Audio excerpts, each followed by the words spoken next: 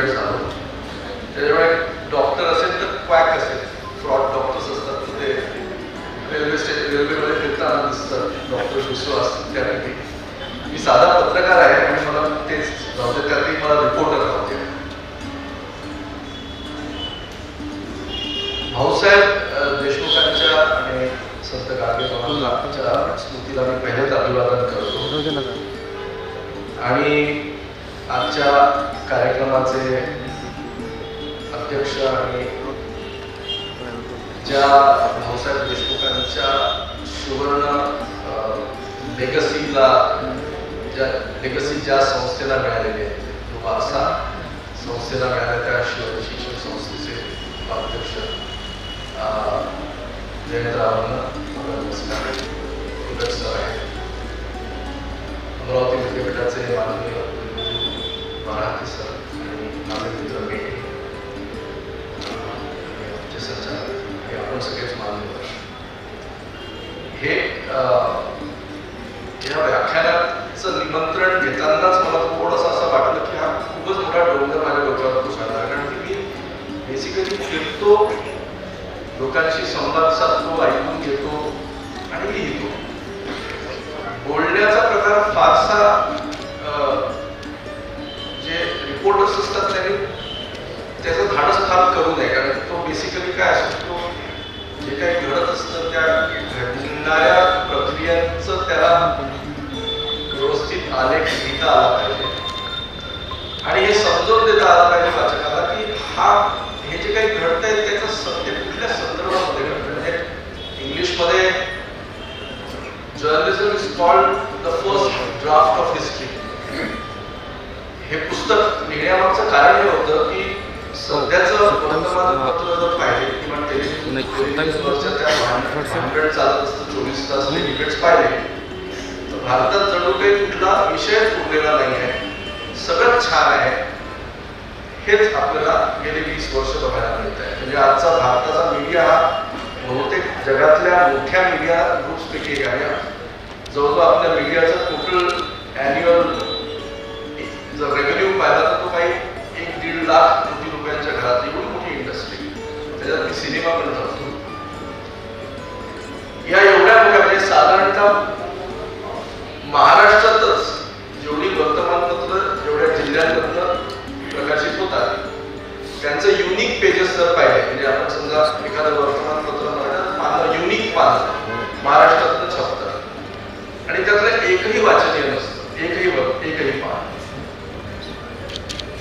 जवळजवळ 450 television news channels आहेत 24 तास चालतात. त्यात 0.001% एवढीच ग्रामीण भागाचं चित्र असतं. म्हणजे total news coverage of rural India is 0.001% of the total coverage. मी गेले 30 वर्ष ग्रामीण भागात फिरतोय. आता 30 वर्ष होतीच पुढल्या वर्षी. आणि ही नेहमीच खंत राहिलेली आहे की जे काही मी बघतो आहे ते हिस्टॉरिक आहे.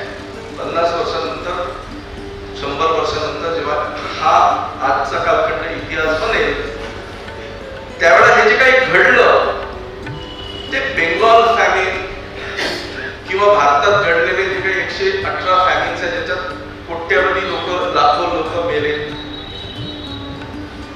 इन्फ्लुएन्झा क्रायसिस 1920 मध्ये आला त्यावेळेला असं बोललं जातं की साधारणतः 1-1.5 कोटी लोक गेले, प्लेग मध्ये गेले.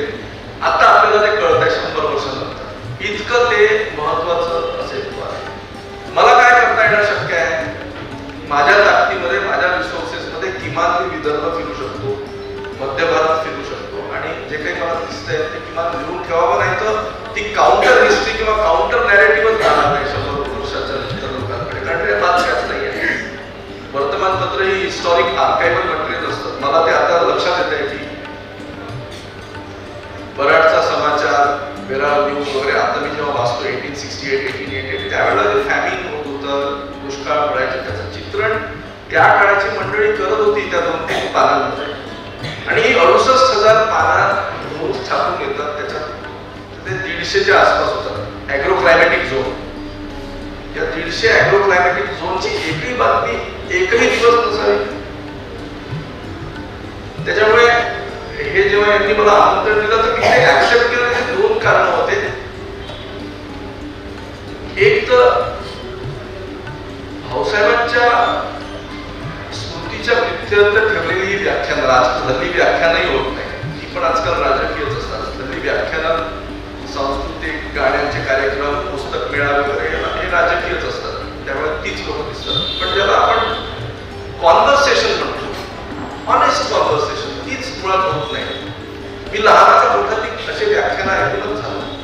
मला माझ्या आजोबांचा, वडिलांचा एक वैचारिक वारसा आहे, त्यामुळे मला असं वाटतं की अमरावतीकरांसमोर आपण जाऊन किमान बोलावं किंवा, आणि मुख्य म्हणजे भाऊसाहेब देशमुखांचं काम किती मोठं होतं ते या 30 वर्षाच्या शेतीच्या संकटाचं विश्लेषण आणि त्याचं रिपोर्टिंग करत करत कळलं की पिढी गेली आणि आपल्याला ती बघायलाही मिळाली नाही. का बरं त्यांना वाटलं असेल की एखादी बंद होणारी छोटीशी शाळा चालवावी, छोटस रोपटं लावावं, त्याचा आज तुम्ही मोठा वटवृक्ष आपण बघतो शिवाजी शिक्षण संस्थेच्या नावाने, त्याच्यात शेकडो पोरं आज अभ्यास करत असतात. त्या काळचा भारत ज्याच्यामध्ये साधनं नव्हती, एका गावावरून दुसऱ्या गावाला जायचं तर लोकांना कसं जायचं हा होता. अर्थात महाराष्ट्रामध्ये मुंबई ते नागपूर रेल्वे सुरू झाली होती, पण त्या काळातल्या लोकांकडे तेवढेही पैसे नसायचे. बैलगाड्यांनी कसे इथून जायचे. त्या विधान परिस्थितीमध्ये आपल्या भागात शिकावे म्हणून हा माणूस परदेशात जाऊन शिकून आलेला, लॉ, त्याच्यानंतर त्यांची PhD रिलिजन आणि वेदिक टेक्स्ट वरती होती. म्हणजे he was also a student and scholar of like classical scriptures. त्यांनी शाळा सुरू केली आणि त्या शाळेचा आपण रिव्ह्यू बघतो. त्याच्यामुळे मला असं वाटतं की it will be a very huge honour for me to come and speak under his shadow. Wherever he is, he must be watching all of us and submit what I have to say. म्हणून मी आपल्या सगळ्यांचा आभार व्यक्त करतो की तुम्ही मला एवढा मोठा प्रतिष्ठेचा ही व्याख्यान मला त्याच्यात बोलवलं.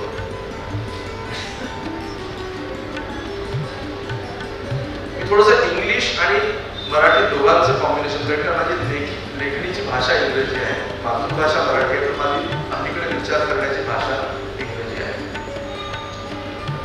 1932 पासून 2025 we have to take into account what has changed in this country. या देशात काय बदल आहे. आणि ग्रामीण आणि शहरी असं फार स्वतः त्याला वेगळं करत नाही.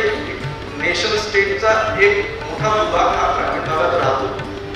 आणि जसं मी म्हटलं की 833 मिलियन 800 म्हणजे 83 कोटी 30 लक्ष 2011चा जर सेन्सस घेतला तर एवढे लोक भारताचे ग्रामीण भागात राहतात, म्हणजे गावाखेड्यांमध्ये राहतात. आणि त्या भागाला समजल्याखेरीज आपल्याला आपल्या देशाचं राजकारण, आपल्या देशाचं समाजकारण, अर्थकारण, आपल्या देशाचा सांस्कृतिक वारसा हे फार आपल्याला समजून घेता येणार. ठीक आहे. म्हणून पीपल्स आर्काइव्ह ऑफ रुरल इंडियाचं आम्ही धडपड केली, जी सायनाथने सुरू केली, आणि आम्ही सगळे त्यांचे विद्यार्थी आम्ही रिपोर्टिंग करतो ग्रामीण भागाचं. आता एका आठवड्याच्याच आणि माझं जे काही व्याख्यान राहील किंवा जे काही बोलणार आहे त्याच्यात बेसिकली स्टोरीज राहतील, म्हणजे तुम्हाला कळावं की कुठल्या कुठल्या भागामध्ये काय काय चालतं. पण ग्रामीण भारताची सद्यस्थिती आणि आव्हान कसा दिसते. आठवड्याभरापूर्वी चंद्रपूरच्या एका लहान गावातनं एक स्टोरी आली पेपरवर, सगळ्यांनी छापली आणि ती बंदही झाली. 2-3 दिवस चालताना ते बंद होतं. हा 27 वर्षाचा शेतकरी 1 लाख रुपये घेतो 4-5 सावकारांकडून. 1 लाख रुपये. त्याच्याकडे अजूनही कर्ज आहे. 1 लाख रुपये आपल्याला माहिती आहे. आणि त्याला ते वर्षभरात फेडायचे आहे, पण तो फेडू शकत नाही. काहीतरी 35,000 त्यांनी फेडले.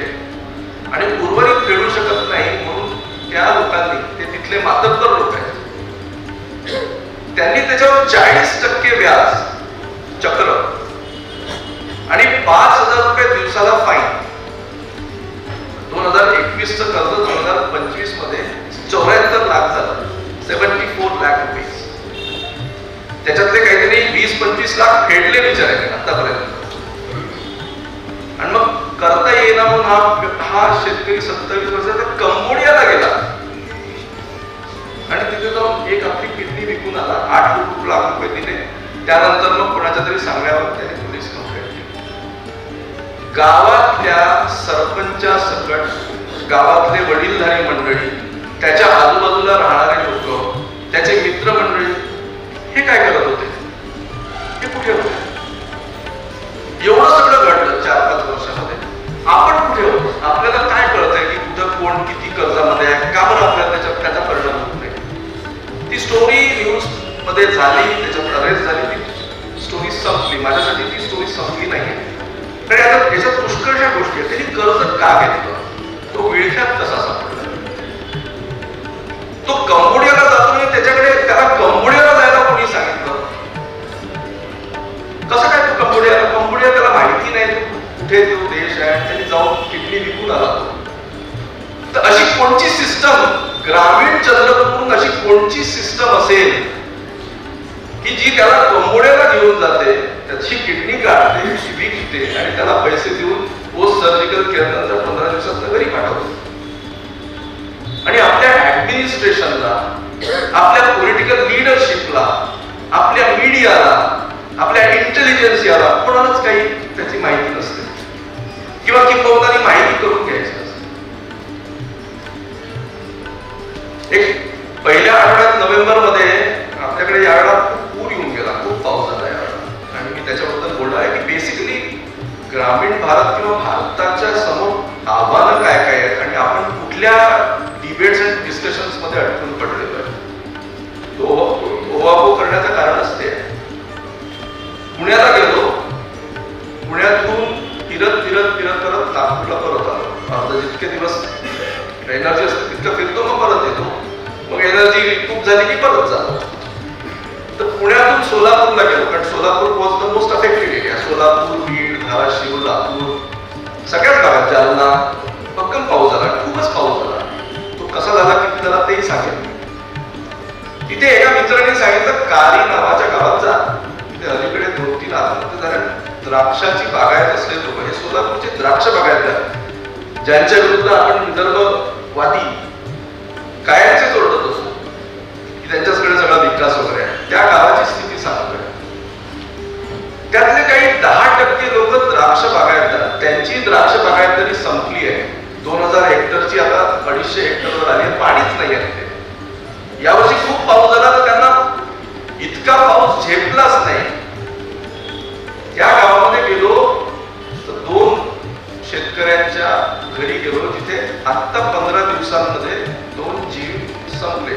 ते स्टॅटिस्टिक्स नव्हते, हाडामासाची माणसं होती, छान शेतकरी होते, धडपड सुरू होती, जमलं नाही, प्रचंड पॅनिक सिच्युएशन झाली, रेस्टलेस झाले आणि त्यांनी ते ended their lives by suicide. तिथल्या सरपंचाशी बोललो तो म्हणे, दादा हे 2च नाही आहे, गेल्या 15 महिन्यामध्ये 30 आहे. 30 9,500 लोकवस्तीचं गाव. त्या गावामध्ये फिरताना असं लक्षात आलं की तिथे कोणालाच काही पडली नाही. गाव संकटात आहे. त्यातली काही मंडळी छान करतात. ते या दादाला पकड, त्या दादाला पकड, बोलेरो मध्ये फिर, फॉर्च्युनर मध्ये फिर, त्यांचं छान चाललेलं आहे. आणि तीच पुढारी मंडळी आणि त्यांच्या मागे हे नादाला लागलेले हे काही लोक, तेवढंच गाव. बाकीचा जो वर्ग आहे 8-9 हजार लोकांचा, त्यांचं काय चाललंय त्या गावातल्या कोणालाच त्याची फिकर नाही आहे. आज सरपंच कोण बनेल, उद्या पंचायत समितीत कोण जाईल, परवा जिल्हा परिषदेत कोण जाईल, कोणाला किती पैसे, एवढंच त्यांचा खेळ खंडोबा झाला. 30 घरी तर नाही जाऊ शकतो, परत जाईल त्या गावाला.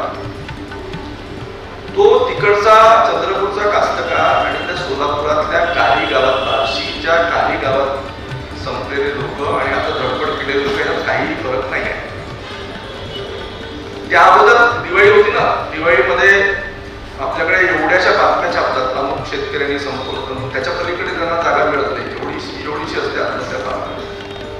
पण एक गावात मी गेले 6 वर्ष जातोय लगातार, म्हणजे हे करत असताना त्या गावात प्रत्येक वेळा त्या गावामध्ये 55 लोकांनी आत्महत्या केली आहे 2000 सालापासून. 55, 350 लोक असतं गाव. अलीकडे जी झाली ते पाहून तर थक्क झालं. त्याच्यावरती जवळजवळ 27 प्रकारची, त्याचं घरही गिरवी आहे, त्याच्या बायकोचं सोनं नाणं गिरवी आहे. त्यांनी सगळा बंट्याढार केला होता आणि नंतर तो संपला. गावाच्या अवतीभोवती तेवढंच लोकांना माहिती आहे. पण माझ्यासमोर प्रश्न असा आहे की 25 वर्ष हे गाव एक एक माणूस असा संपतोय, मागे मोठं त्याचं विराड उभं आहे. आणि विदर्भाची गोष्ट तुम्हाला सांगण्याची गरज नाही. Amravati, Yavatmal, these are the 2 districts with very high farm suicide incidence. जितक्या शेतकऱ्यांची संख्या आहे त्याच्यामध्ये सगळ्यात जास्त, म्हणजे इन्सिडेन्स इज अबाउट 1000 पॉप्युलेशन मध्ये how much is the number of suicide. आपल्याकडे ती 100,000 पॉप्युलेशनच्या मागे अमरावती आणि यवतमाळला more than 100 farm suicides per 100,000 population. म्हणून ते इथे पंतप्रधान आले आणि बाकी सगळे आले. या गावाबद्दलही कोणाला माहिती नाही किंवा कोणाला काही पडली नाही. ही अशी गावं आजूबाजूची, शहराच्या लगतची, जिथून आपलं दूध येतं, जिथून आपली डाळ येते, जिथल्या बाया, तिथली मंडळी येऊन आपल्याकडे घर काम करतात, त्यांचं कसं काय चाललंय हे आपल्याला जाणवत नाही. हा 2025 आणि 1932 मधला फरक आहे. भाऊसाहेबांना नुसतं जाणवलंच नाही, त्याच्यासाठी काहीतरी आपल्याला करावं लागेल म्हणून ते देशाचे नेते झाले. आणि ते राजकीय नेते नव्हते, ते सामाजिक नेतृत्व होतं. त्यांनी प्रबोधन केलं. शिक्षण संस्था तयार करताना प्रबोधन पण सोडलं नाही त्यांनी. शिक्षण संस्थेतलं शिक्षण मिळेल, प्रबोधन कोण करणार? राजकीय मंडळींचं काहीतरी वेगळं चाललंय. आपण बघतो काय सध्या निवडणुका चालल्या आहेत छोट्या छोट्या. त्या छोट्या निवडणुका कधीच एवढ्या महत्वाच्या नव्हत्या ज्या इतक्या आत्ता झालेल्या आहेत. राजकीय मंडळींनी प्रबोधनाचं काम केव्हाच सोडलं. उरला होता मीडिया. आम्ही सुद्धा शेणच खाल्लं. आम्ही प्रबोधन केव्हाच सोडलं. आता आम्हाला धंदा करायचा आहे. आम्हाला किती ऍडव्हर्टिजमेंट्स मिळतील, काय करायचं. मी थोडंसं स्पष्ट वक्ता असल्यामुळे थोडंसं बोलीन, वाईट वाटून घेऊ नका. आपण सगळेच त्या बोटमध्ये आहोत. त्यामुळे ग्रामीण भागाचं विशेष उल्लेख करणं आवश्यक आहे. कारण आपल्या देशामध्ये शहरांबद्दल काय म्हणतात, शहरांचा खूप लाड चाललेला आहे, भक्कम चाललेला आहे. तुम्हाला मेट्रो पाहिजे मिळेल, रस्ते पाहिजे सिमेंटचे मिळेल, FSI पाहिजे मिळेल, अजून काय पाहिजे मिळेल, स्वस्त भाजीपाला मिळेल, स्वस्त दूध मिळेल, घर सेवा पाहिजे मिळेल, ब्लिंकिट पाहिजे मिळेल, झोमॅटो पाहिजे मिळेल, 5G 7G पाहिजे. सगळे आपले लाड चाललेले आहेत. हे लाड इतके झालेले आहेत की ग्रामीण आणि शहरी अर्थव्यवस्थेमध्ये आता जमीन आसमानाचं अंतर झालं. म्हणून ग्रामीण भागाचं विशेष उल्लेख आणि त्याच्याकडे आता विशेष लक्ष देण्याची गरज आहे. राजकीय, सामाजिक, आर्थिक, सांस्कृतिक आणि समाज जीवन म्हणून हा आढावा.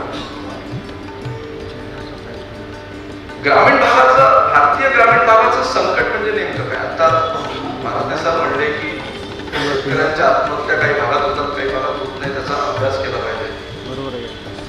माझं प्रायमरी आर्ग्युमेंट राहिलेलं आहे की मी शेतकऱ्यांच्या आत्महत्यांचा अभ्यास करत नाही. शेतकरी जगतात कसे? जे शेती अर्थव्यवस्थेवर अवलंबून आहेत, त्याच्यात शेतमजूर असेल त्यांच्याकडे जमिनी नाही, स्त्रिया ज्यांना हा देश शेतकरी मानत नाही, तरुण पोरं जे शिकतायत, ज्यांना माहिती आहे की आपल्या मायबापाप्रमाणे आपल्याला शेतात राबायचं नाही, बाहेर पडायचं आहे, ते बाहेर पडून जातील कुठे, त्यांची गडबड. हजारो तरुण पोरं ग्रामीण भागात, पुण्यात त्यांची अवस्था बघा, दिल्लीला बघा. मी बघून येतो तर मला दिवस झोप येत नाही. त्यामुळे त्यांचं काय चाललंय आणि त्यांचं काय होणार आहे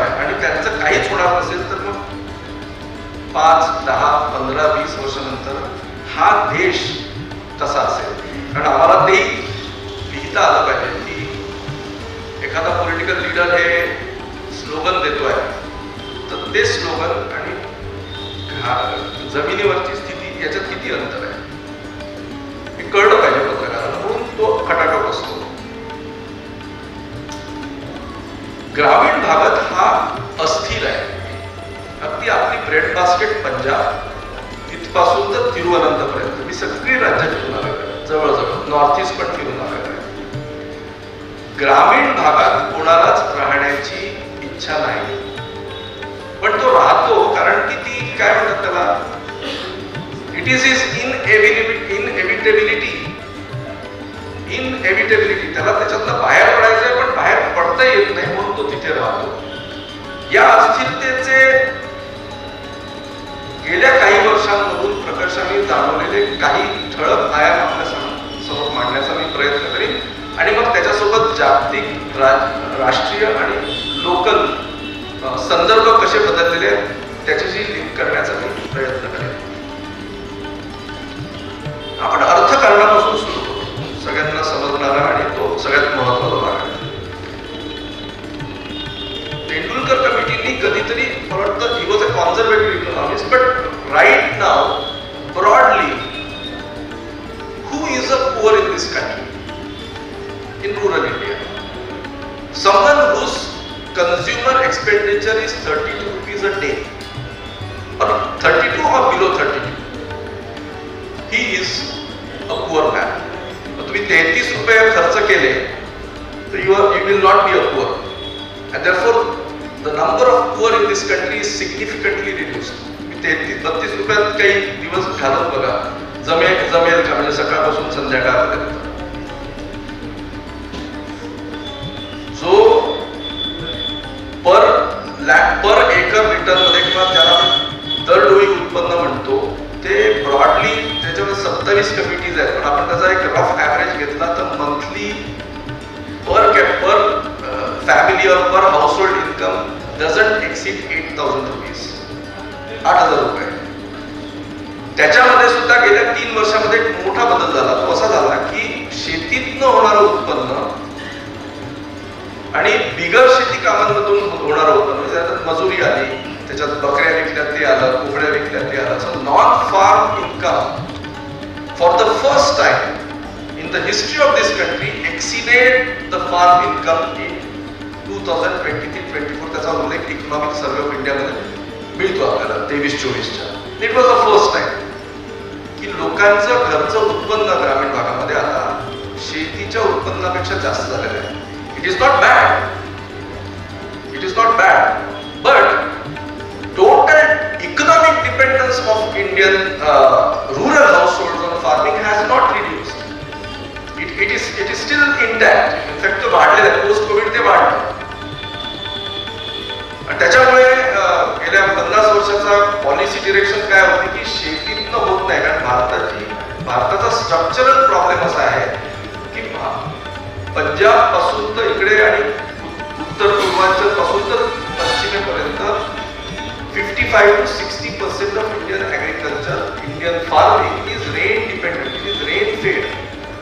त्यात आता 89%, आता यावर्षी तो ऍग्रिकल्चर सेन्सस येईल पुढच्या वर्षी, तो आपल्याला सांगेल की almost 91% of Indian farm households are 1 hectare or less. These are small and marginal farm households ज्याचं उत्पन्न रेनफेड ऍग्रिकल्चरमुळे वर्षातून एकदाच आहे, पण त्याला 365 दिवस एक्सपेंडिचर आहे.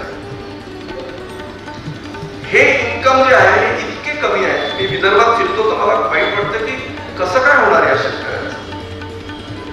त्याच्यामुळे तो कर्जबाजारी होतो. त्याचा his problem is not borrowing, his problem is he doesn't have income.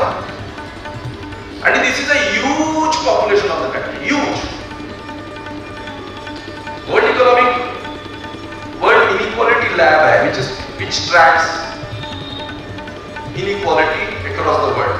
आणि हा संदर्भ आहे की हे उत्पन्न कमी आहे तो कुठल्या संदर्भात आहे, कारण संदर्भाशिवाय त्या उत्पन्नाला किंवा त्या आर्थिक प्रक्रियेला तसा काहीच अर्थ नाही.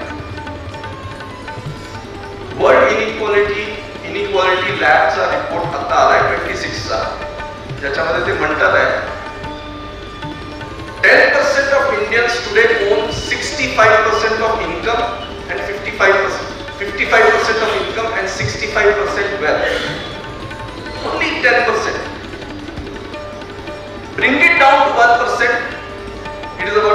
47%, 27% and 47%.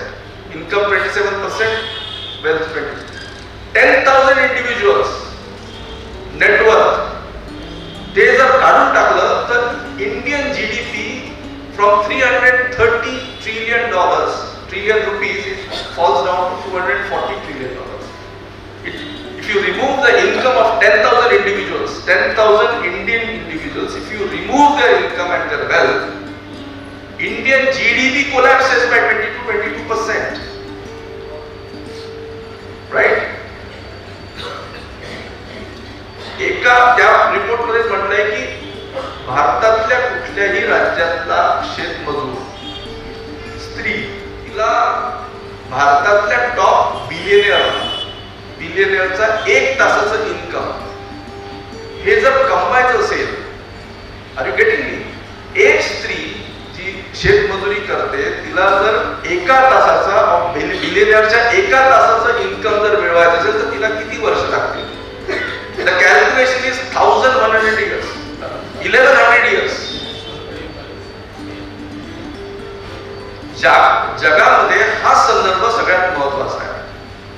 Rural Indians are the poorest in the world.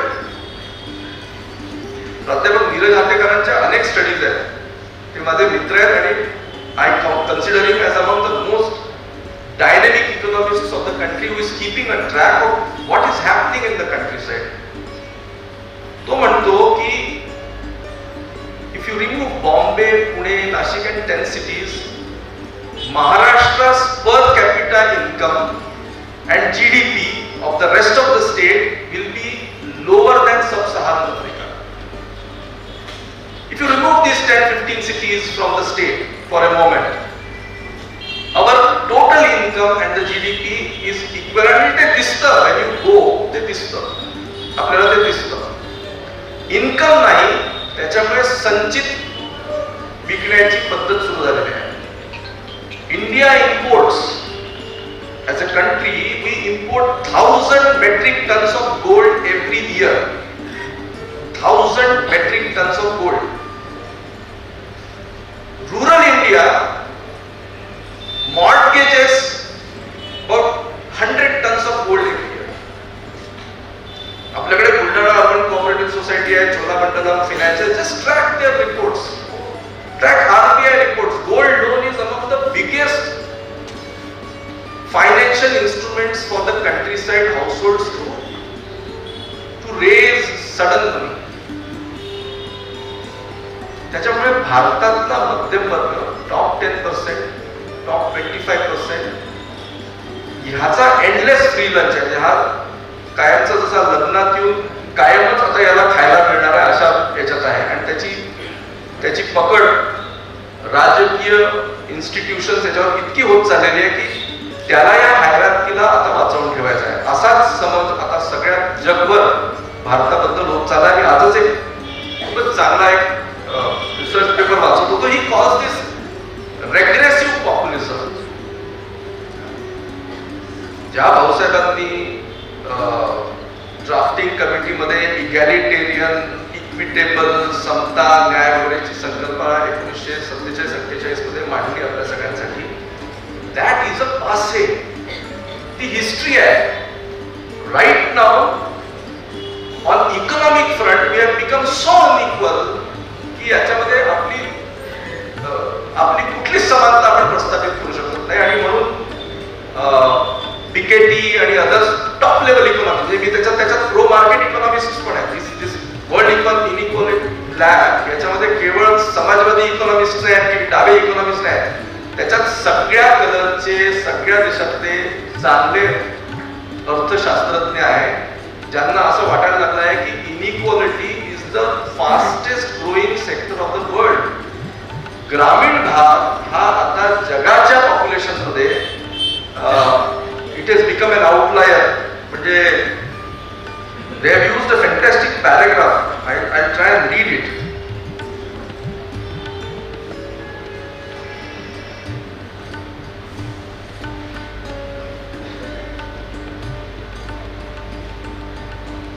India has lost relative ground with nearly its entire population now in the global bottom 50% from a more middle class position in 1980.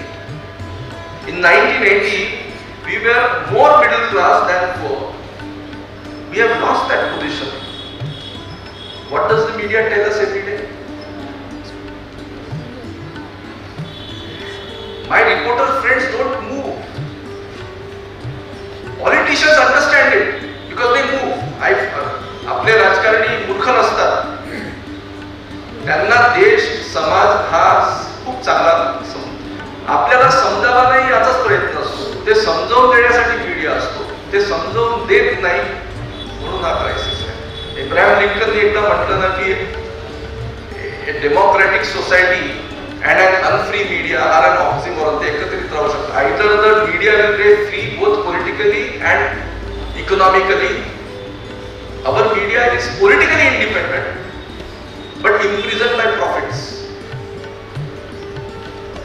So the thing is, if you look at income inequality and wealth inequality, that is the first sandarbha that you have to understand. पंजाबच्या शेतकऱ्यावरती दरडोई कर्ज 3.5-4 लाख असतं. विदर्भाच्या शेतकऱ्यावरती ते 50,000 ते 2 लाख रुपयापर्यंत असतं. पण मी माझ्या रामरावला जेव्हा भेटलो तेव्हा त्याच्यावर 27 लाख रुपयाचं कर्ज होतं आणि त्या कर्जाची अनेक कारणं होती. ती अनेक समित्यांनी याच्यापुढे मांडली. त्याच्यातलं प्रमुख कारण आहे after agriculture income which is agriculture is becoming increasingly costly. Pesticides, insecticides, pesticides, urea, energy, everything is going up every year. Second biggest reason is health expenditure. See, when institution जेव्हा सुरू झाली असेल त्यावेळच्या लोकांची भूमिका काय होती? उत्पन्नामध्ये आपल्याला मिनिमम बेस ठेवायचा आहे. The state will take the responsibility of livelihood. It will take the responsibility of education. It will take the responsibility of health. त्याच्यामुळे when they calculate the per capita poverty ratio index economically जेव्हा calculate केला तेव्हा या सगळ्या गोष्टींचा लागणाऱ्या खर्चाचा उल्लेख होता. कारण की ते गृहीत होतं की राज्याची जबाबदारी असेल म्हणून राज्य करेल. आता राज्य या जबाबदारीतनं मुक्त होऊ पाहत आहे. ही आजच्या मुक्त अर्थव्यवस्थेच्या प्रक्रियेतली सगळ्यात मोठी दुसरा संदर्भ आहे. First is of course the global inequality which is also leading to national inequality, which is basically national inequality is the process of the global inequality. But within the nation state, the governments are steadily withdrawing from its welfareist responsibility or a major responsibility. The government has become like a profit loss statement manager. If you look at last say 15-20 years of Indian policies, कल क्या है? Direct पैसा देण्यामध्ये 1,500 रुपये द्या, 2,000 रुपये द्या, 3,000 रुपये द्या, इन्शुरन्स क्रिएट करा, रिस्क असेसमेंट, शेती रिस्की आहे, वेदरचे वॅगनीज आहेत तर तुम्ही इन्शुरन्स द्या. त्याला somehow we have to wriggle out. तर 1932 to 1950, 50-60 त्यावेळेचं धोरण इन्क्लुझिव्हिटीचं होतं. सुटले नाही पाहिजे लोक. आताचं धोरण जे आहे ते एक्सक्लुझिव्हिटीचं दिसत आहे. And I am not blaming one party or one. It's a significant, steady, secular position that is continuing since 1991. It's a part of the post-liberalization. Liberalization आपण accept केलं. It has helped a large population of the country, but it has also impacted the countryside. And there is no counter balancing that. त्याच्यासाठी एक balancing factor आला होता, तो होता मनरेगाचा. मनरेगा का आणण्यात आला होता की the state is unable to create steady livelihood opportunities in the countryside. गावामध्ये आपल्याला बिगर शेती काम निर्माण करता येत नाही आहे. त्याच्यासाठी अडचणी आहेत, त्याच्यासाठी मोठे फॅक्टर्स आहेत. यांनी केलं नाही, त्यांनी केलं नाही, ते फॅक्टर्स आहेत. मी मेळघाटात कसं करणार?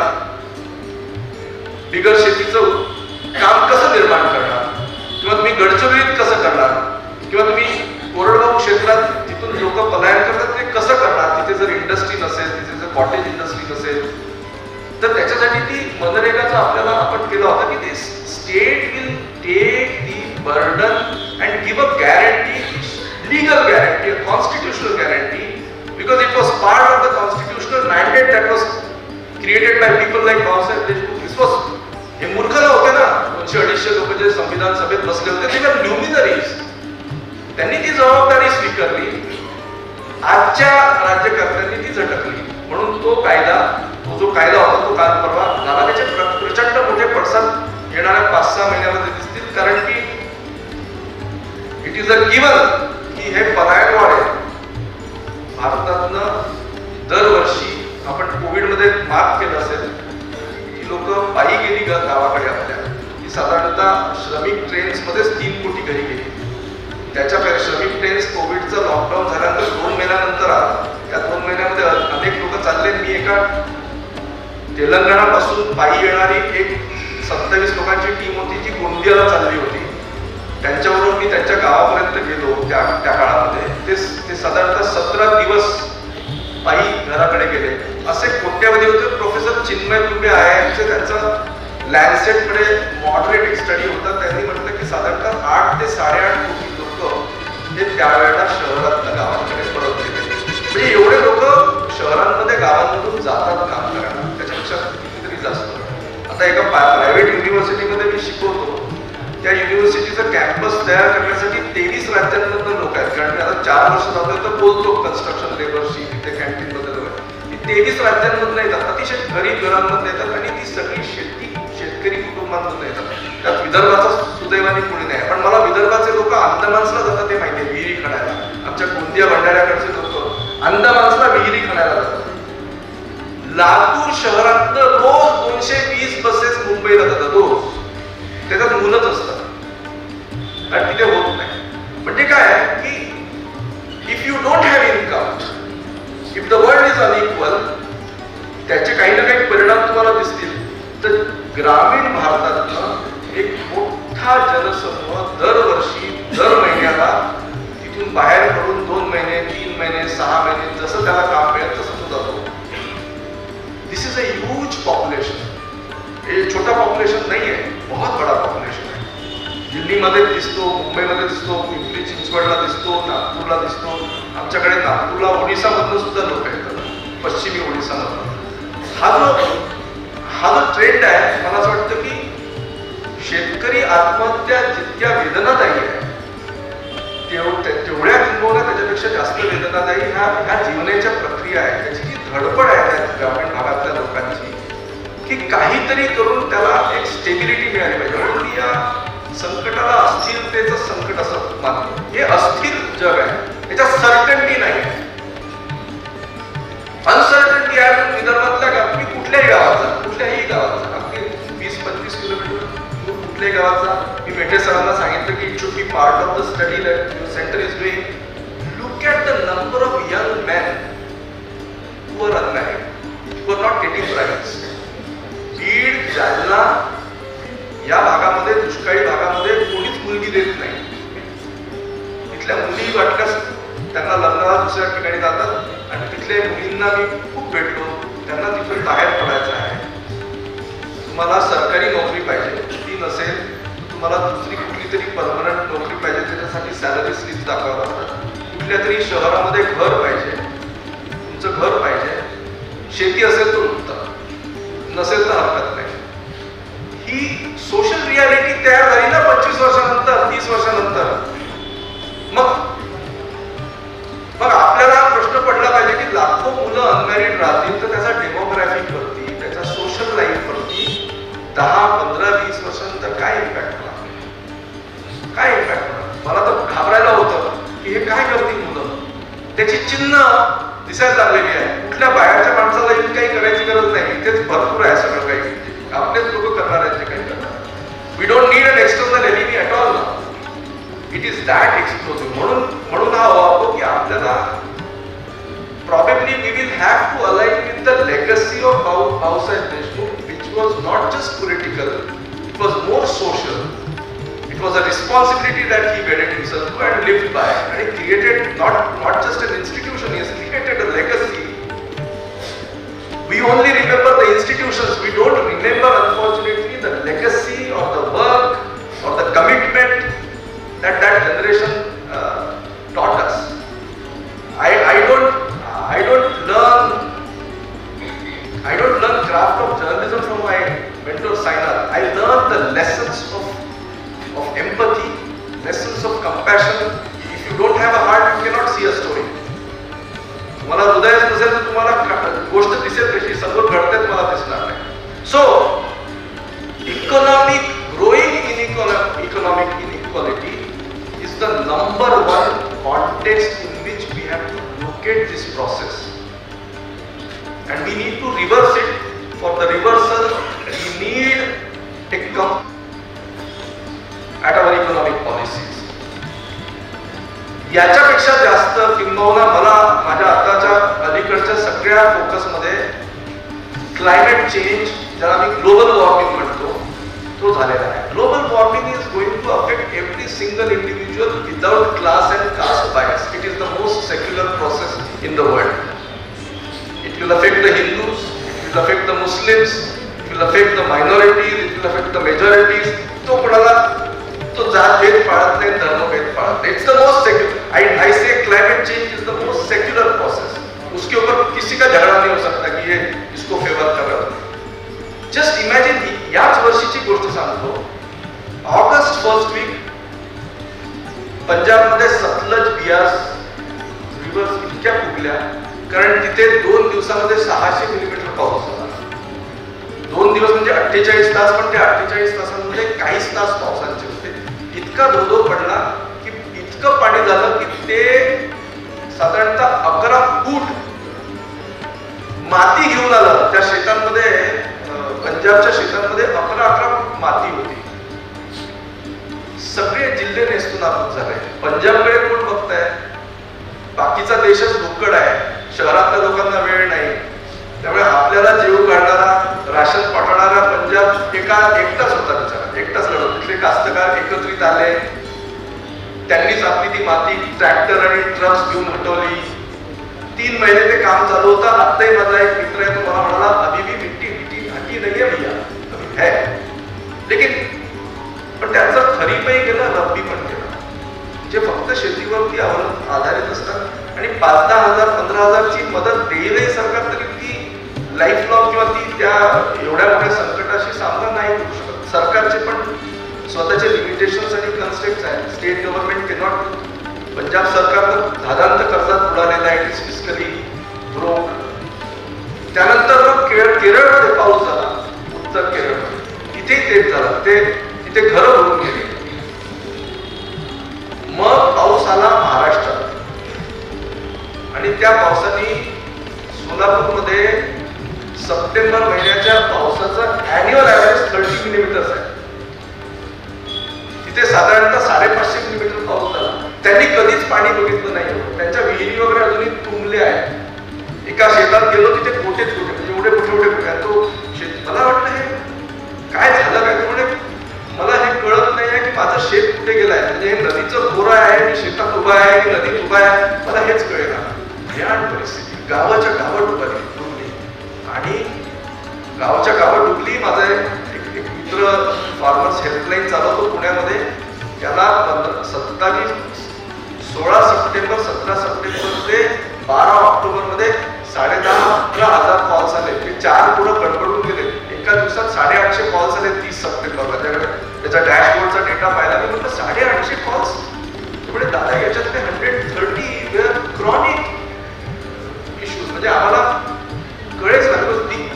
त्यांनी बोलून दाखवलं होतं ना, क्रॉनिक. रात्री 11 वाजता नंतर फोन करून लोक जेव्हा क्रॉनिक सिच्युएशन मध्ये असतात, मेंटल हेल्थ चॅलेंजेस ज्यांना माहिती आहे, जे सायकोलॉजीचा अभ्यास करतात, त्यांना हे कदाचित माहिती असेल. Climate change is the single biggest global process that is undoing years and years of मेहनत ऑफ द फार्मर्स. द्राक्षांच्या वाडा बघतोय. द्राक्ष बागायत, ऊस बागायत, महाराष्ट्रात जे बागायती शेती आहे ती सगळी संकटात आहे. जालन्याचं तर मी 15 वर्षात पाहिलं आहे. मोसंबीचं पीक कसं कमी होतं. एक शेतकरी भेटला होता, तो जालन्याचा होता. मी दुष्काळ 2017चा दुष्काळ पडला त्यावेळेला त्याच्याकडे गेलो होतो. तो सब बसला होता. त्याच्याकडे 2 चॉईसेस होते. गाईला वाचव की मोसंबीच्या झाडांना वाचव. 17 एकरची मोसंबी बाग, एका एकरामध्ये 100 ते 150 मोसंबीचे झाड होते. 17 एकराची त्याची बाग होती. ती अशी कोलॅप्स झालेली, त्यात हिरवे पानच नव्हते. भूत कशी उभी असतात म्हणजे असतील भूत, तर ती तशी ती भूतासारखी ती बाग होती आणि त्याच्याकडे 15 गायी होत्या आणि खूप मेहनतीने त्यांनी ते जिद्दीने केलं होतं. त्याच्या मागे काहीच बॅकअप नव्हतं. सरकारी योजनांचा वापर कर, खूप छान त्यांनी ते सगळं केलं. ते सगळं तर मी त्याला म्हटलं की तुझ्यासमोर हे ऑप्शन काय? तो म्हणला पहा, ही बाग 12 वर्ष जुनी आहे, हिला पाणी पाहिजे तर मला सगळं माझं कॅपिटल याच्यात लावावं लागेल आणि पाणी दुरून आणावं लागेल आणि मग गायी पण माझ्या चांगल्या, त्या मला रोज पैसे देतात दुधाचं उत्पन्न, तर काय करावं? कारण माझ्याकडे पैसे नाही, काहीतरी एक सोडावं लागणार आहे. तर त्यावेळेला त्यांनी मला ते सांगितलं नाही. 15 दिवसानंतर त्याला परत फोन केला मी की तुझा निर्णय काय होता? तो म्हणला मी गायी वाचवल्या बांधावरती. त्याचा रॅशनल हा होता, तो विचार करणारा शेतकरी. त्याचा रॅशनल हा होतं की बहुतेक याची काय गॅरंटी आहे की हे हवामान असंच पुढच्या वर्षी चांगला पाऊस पडेल. So the thing is he टूक अ considered rational, made a rational choice that cows will bring me income every day. आता मला त्यांना जगवायचं आहे, तसं कसं त्यांनी दूध नाही दिलं तरी, कारण त्या आटून गेलेल्या होत्या. त्यांनी त्या वाचवल्या आणि दुसऱ्या वर्षी मी परत गेलो तर म्हणाला या वर्षी मी काही करत नाही, आता ठरवतो की एवढ्या बदलांमध्ये दुष्काळ, पाऊस, याच्यामध्ये मी लावावं काय. रशियन रुलेट सारखं झालेलं आहे. रशियन रुलेट मध्ये कोणीच जिंकत नाही. त्यामुळे हवामान बदल जो आहे तो जॉर्ज वुडवर्ड म्हणून अमेरिकन सायंटिस्ट आहे, क्लायमेट सायंटिस्ट. त्यांना 2009 मध्ये भेटलो in the US. He told me there are 3 things that are required for the functioning of humanity. One is for the functional civilization you need 3 things: a functional government or a functional institution that runs. It could be a socialist regime, it could be an electoral democracy, it could be a capitalist nation. You need an institution that governs. The second is you need a functional economy. And the third is you need a functional ecology. पहिल्या दोनच्या functions मध्ये you can do manipulations. डेटाला 100 ला 60 62 तुम्हाला you can show it that the glass is half filled or half empty, that you can do. But for a functional ecology, you cannot do politics for a functional ecology because it is beyond human. The processes of nature are beyond us. They have their own pattern. They will go on. तसं त्याचं झालं. त्याच्यामुळे climate change is impacting Maharashtra, it is impacting central India आणि प्रत्येक देशाचा भूभाग. म्हणजे राजस्थानमध्ये खूप पाऊस पडतोय. रायलसीमा, आंध्राचा खालचा पट्टा नाही, तो डेझर्टिफिकेशन कडे चाललाय, तिथे पाऊसच पडत नाही. आणि सेंट्रल इंडियाचा ट्रेंड तसा दिसतोय, जो अनेक रिपोर्ट्स मध्ये आला की आपल्याकडे 1000 किलोमीटर जर पाऊस पडत असेल तर तो तेवढाच पडेल. आता तो 120 दिवस नाही पडणार, किंवा तो रेनी सीझन जर 120 दिवसात असेल तर आपल्याकडे number of rainy days are about average 85 for every district. Number of rainy days in Vidarbha has reduced to 30 to 33. तर एका सीझन मध्येच आपल्याला दिसत असेल ड्राय स्पेल्स पडतात, त्याच्यामुळे दुष्काळ आला असं वाटतं आणि अचानक खूप पाऊस पडतो. तुम्ही काय लावणार पीक आणि कसं लावणार? आणि हे मी मोठ्या शेतकऱ्यांचं बोलत नाही, ज्यांच्याकडे नोकरी आहे आणि शेती आहे, 7th पे 8th पे आता 9th जितकं काही आहे ते आहे, there is something to eat, आणि त्यांच्याबद्दल बोलत नाही. I am talking about a farmer whose only sustenance is a small parcel of land on which he has to exist, who has to maintain himself and his family for 365 days. त्याला मुलांना शिकवायचंही असतं आणि त्याला उदरनिर्वाही करायचं. त्या शेतकऱ्यांची संख्या मोठी आहे, त्याच्यामुळे तो क्रायसिस क्लायमेट चेंजचा खूपच मोठा आहे. यावर्षी आपल्याकडे भूस्खलन होतं ना दरवर्षी, ग्रामीण भागामध्येच होतं. वेस्टर्न घाट्स, सदर्न हिमालयास, उत्तराखंड आणि तोबाक आणि ईस्टर्न हिमालयास. लँडस्लाइड ॲटलासचा डेटा बनत होतो, जो इस्रोने बनवलेला आहे, premier scientific institution. 1998 to 2025 we have 88,000 major landslides. ज्याच्यात नुकसान इतकं झालेलं आहे की ते नुकसान is a very sumptuous amount of the GDP of the country. आणि ISRO has even a map ज्याच्यामध्ये आपल्याला माहिती आहे की भूस्खलन कुठे होणार आहे, त्यांनी ते इंडेक्स बनवले आहे. पण that data doesn't make any sense, कारण आपल्या उद्योगपतींना, राजकारण्यांना आणि कंत्राटदारांना त्या सिस्मिक झोन जिथे आहे वगैरे तिथेच प्रोजेक्ट करायचा आहे. त्यांनी सुद्धा जिद्द केलेली आहे, बनाएंगे तो यही.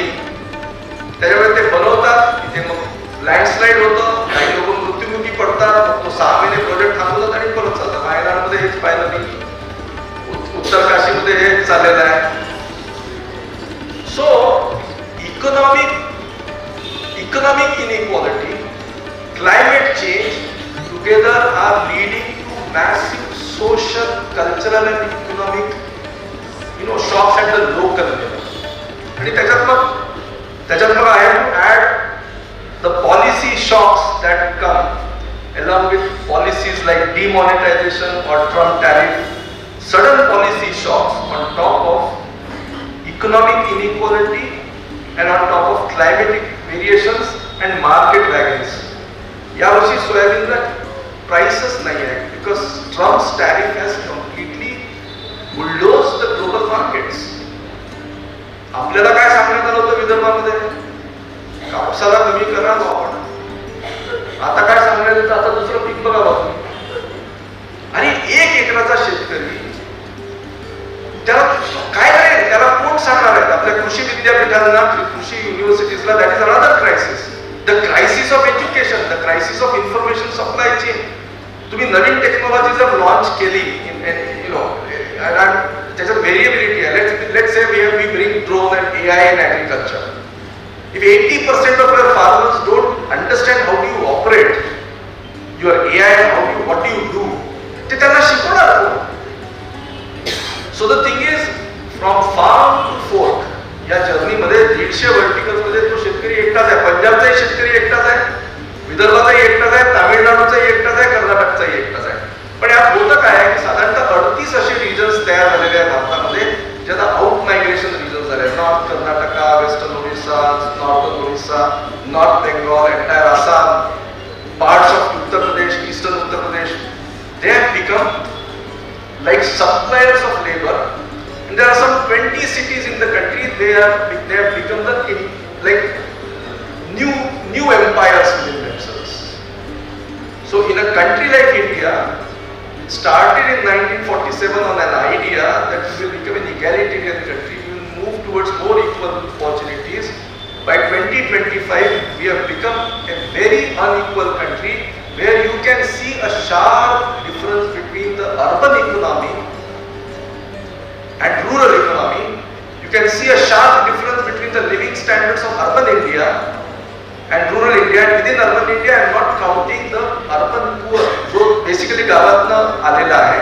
त्याचे aspirations, त्याचे ambitions are matching our ambitions. कारण एक समाजशास्त्रीय प्रक्रिया या सगळ्यांमध्ये 25 वर्षात घडली, ती अशी घडलेली आहे की जरी मी गावात राहत असलो तरी माझे aspirations, ambitions and my lifestyle is very urban. In states like Maharashtra, it is very clear. तुम्ही गावांमध्ये गेला तर the aspirations, ambitions and the lifestyles are increasingly urbanized or influenced by urban areas. The lifestyle, the dresses, the material wants. Maharashtra is folding up its rural schools. Why? Because every single family wants his son or a daughter to be educated in a convent school. तिथे teachers आहेत की नाही आहेत ते माहिती नाही. So sociological changes have also transformed the aspirations and ambitions of the countryside, but the income and the wealth distribution hasn't changed. म्हणजे मला कधी कधी वाटतं, मला तुम्ही संपवतोच, मला कधी कधी वाटतं मी क्रिकेट खेळायचो आणि बऱ्यापैकी क्रिकेट खेळलो, पण मला नेहमी वाटायचं की ultimately I am just a puppet. The one who is making a rule for selection. What is the criteria? If you want, I mean, I jokingly say, if there were cunning, selectors, you can simply change the rule and say, okay, this year we are playing more with northern players and you will be out. आमच्या काळात कोटा व्हायचा, central इंडियाचा इतका, north इंडियाचा इतका, त्याच्यात Vidarbha would never stand.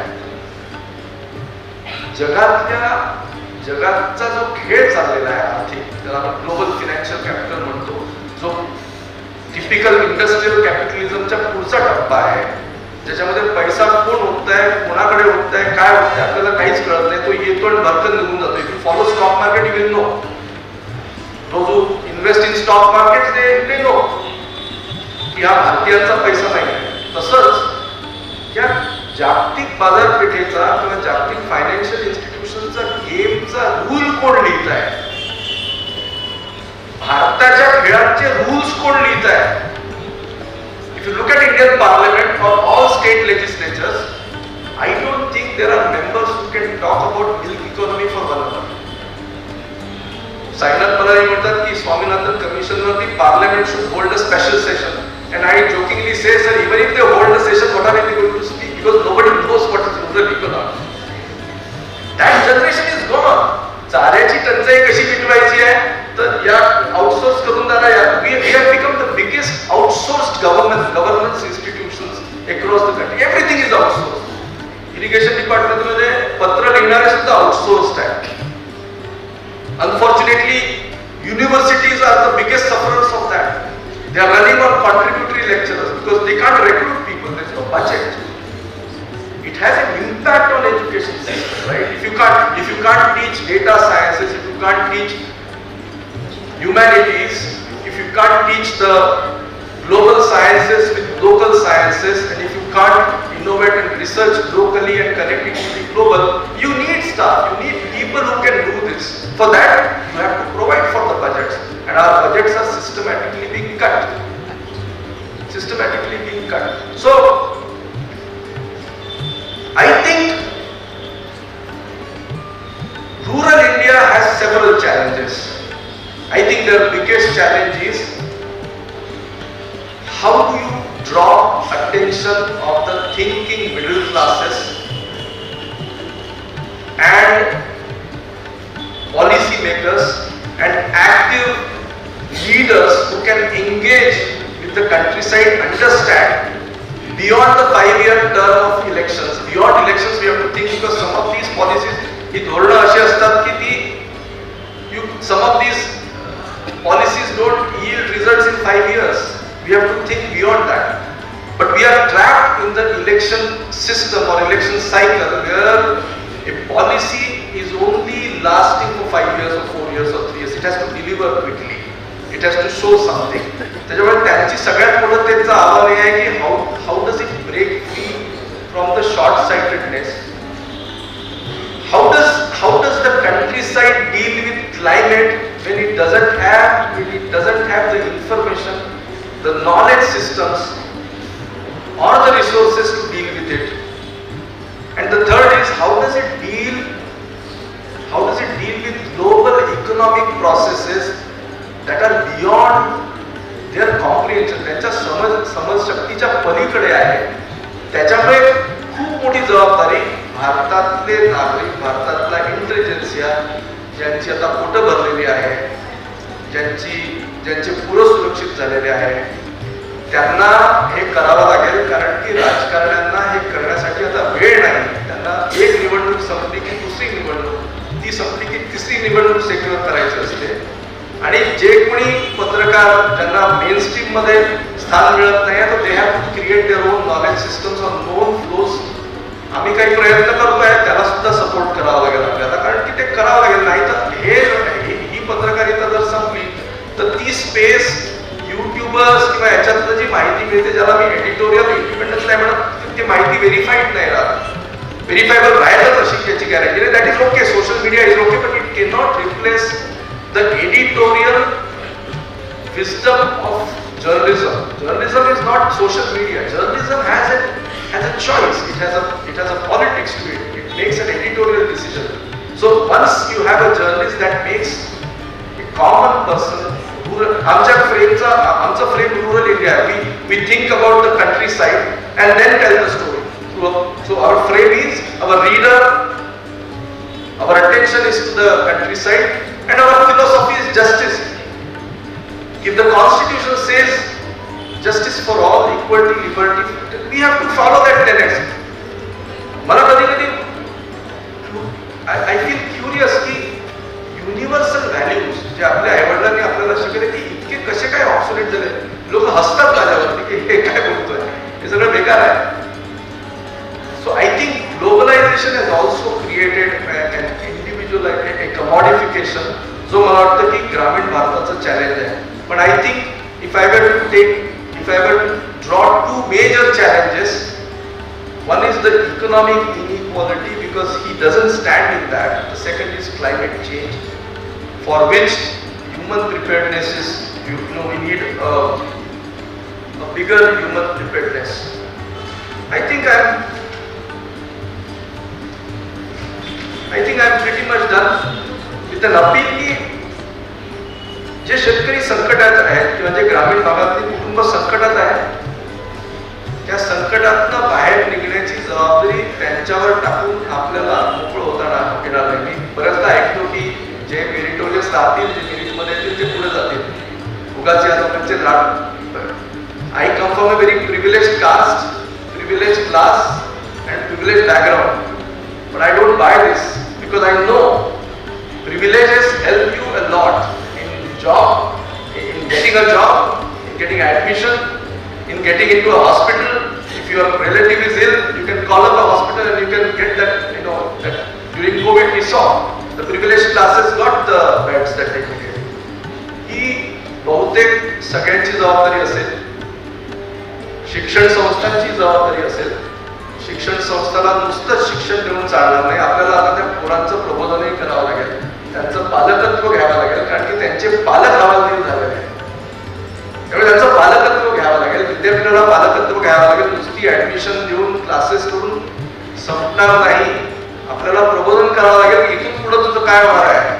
Tu citizen बनेल, त्याला आजच्या या आधुनिक तंत्रज्ञानाच्या जगामध्ये तो बाकीच्या पोरांबरोबर, शहरातल्या पोरांबरोबर उभा राहील किंवा त्याचं काम नाही, ते आपल्यालाच ती जबाबदारी पार पाडावी लागेल.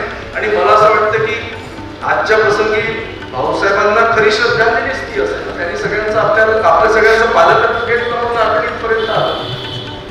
त्यांनी म्हटलं असतं त्यावेळी की कशाला उगा शिक्षण संस्था चालवायची, मी आपलं राजकारण करतो. किंवा महात्मा ज्योतिबा फुलेंनी म्हटलं असतं, सावित्रीबाई फुलेंनी म्हटलं असतं जाऊ दे ना, माझं शिक्षण झालं तेवढं पुरेसं आहे. किंवा गांधींनी म्हटलं असतं की ज्याने झालं संत बन गया, महात्मा हो गया, मेरा खो गया, life is I have achieved everything. आपण कुठे राहिलो, आपलं काय झालं.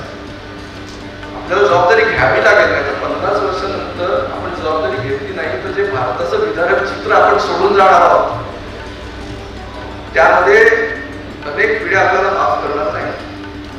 मला ते तात्विक मनातनं वाटत नाही, मला भीती वाटते की उद्या जाऊन कोणी जरी शिव्या दिल्या की पत्रकार होता, पेन होतं, लिहिण्यासाठी माध्यम होतं आणि लिहिला नाही, घाबरला, तर त्यापेक्षा लिहत राहायचं, जेवढं ताकद आहे त्याच्यानी करायचं, सहकार्य करायचं. I think we have to go back to cooperativism which global capitalism is wanting to dismantle. एक last गोष्ट which I think is important metaphor for you. ग्रामीण भागाचं विदारक चित्र होण्याचं एक अजून कारण आहे. If you look at globalization trends across the world, major global players first attack the regional economies. Cobblers, small farmers, implement makers, carpenters, स्मिथ्समॅन, लोखंडी काम करणारे. The process of globalization first made sure that regional economies on which regions survive in the good times and in the bad times. आपल्या विदर्भाचं जर तुम्ही history पाहिली तर despite famines, despite droughts, despite low productivity, the entire history of 500-600 years that is available, that shows you that there was resilience in the system because its regional systems were alive. Regional economies in different eras were still alive. हे नाही तर ते नाही तर ते.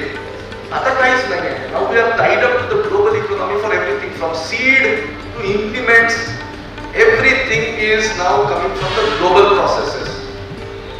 Therefore, it is important that the regional center who understand regional economy really looks at की आता वाचलेलं काय, what remains, what are the components of the regional economy that are still alive and that can be rebuilt in the global process. Think that is very important. मी एवढं बोलतो आणि मला आपल्या सगळ्यांनी ऐकलं. आपल्या अमरावतीकरांचे आभार. मी गंमतीने म्हणत होतो की वेगळ्या विदर्भाची मागणी आली तर मला जुने माझे राजकीय इव्हन वसंत साठेंनी एकदा सांगितलं होतं की नागपूरचे लोक विदर्भाची मागणी घेऊन जातात, राजीव गांधींकडे घेऊन गेले, ते बाहेर निघाले तर अमरावतीकर गेले, आम्हाला नको आहे. तेव्हा मला थोडी भीती होती की अमरावतीकर नागपूरकरांना ऐकेल की नाही ऐकेल. आपण सगळ्यांनी शांतपणे ऐकलं. मी आपला फार आभारी आहे. My tributes to Bhausaheb Deshmukh and family legacy and I wish all the best. Shivaji Shikshan Sanstha continue doing the good work. Thank you very much.